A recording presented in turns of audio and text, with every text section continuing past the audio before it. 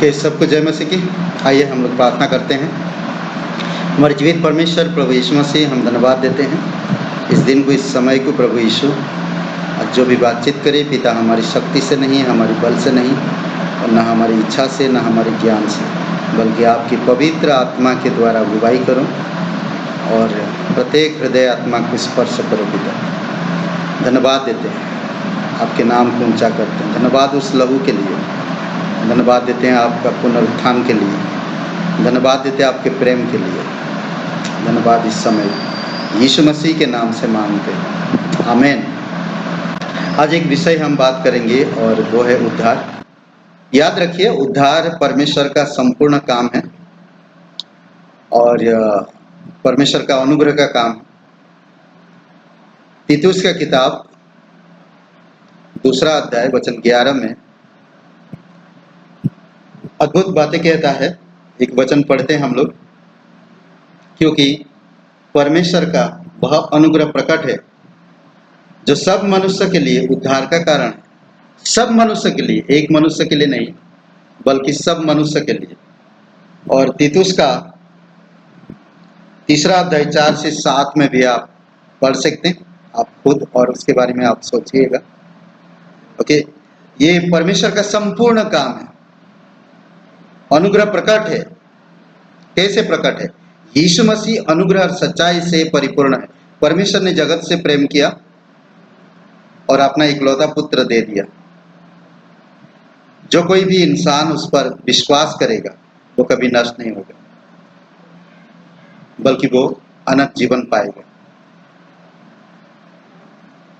यीशु मसीह पर विश्वास करने से हमें नरक से, पापों से और अंधकार से और शैतान से हमें छुटकारा मिलता है, उद्धार मिल जाता है और हम परमेश्वर का संतान कहलाते हैं।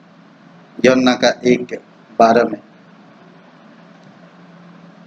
अनुग्रह प्रकट है परमेश्वर का। इफिसियों की किताब में हम देखते हैं 3 चीजें ना। परमेश्वर का कृपा, परमेश्वर का कृपा जो हम पर हुआ है, वो हमारे दंड को जो आपने ऊपर लिया, प्रभु यीशु,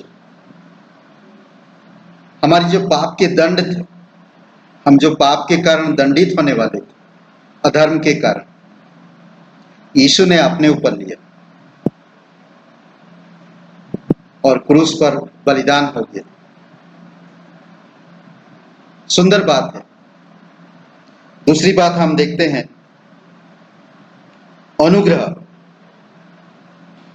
जिसका मैं योग्य नहीं था, यानी कि परमेश्वर के उपस्थिति या परमेश्वर में मेल मिलाप के लिए मैं बिल्कुल योग्य नहीं था, परंतु अनुग्रह मुझ पर हुआ और मैं जिस वस्तु की योग्य नहीं था, जिस राज्य की योग्य नहीं था, जिस समाज की योग्य नहीं था, उसमें मुझे शामिल किया। वो है आत्मिक समाज, आत्मिक राज्य, धार्मिक जीवन।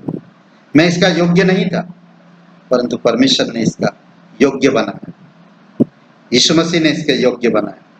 पहले तो मेरे दंड को, मैं पापी था तो वो मुझसे प्रेम किया। अनकंडीशनल लव, इंग्लिश में बोलते हैं कि अनकंडीशनल लव, निस्वार्थ प्रेम और अनंत प्रेम। जब मैं बुरा था, जब मैं अधर्म में पड़ा हुआ था, वो मुझसे प्रेम किया, मुझ पर कृपा किया, मुझ पर अनुग्रह किया। और तीसरी एक बात देखते हैं, विश्वास। विश्वास वह है, हम खोए हुए थे और अपने आप को बचा नहीं सकते थे। जब हम परमेश्वर के अनुग्रह पर, जब हम परमेश्वर के प्रेम पर, जब हम परमेश्वर के वचनों पर विश्वास किए तो हम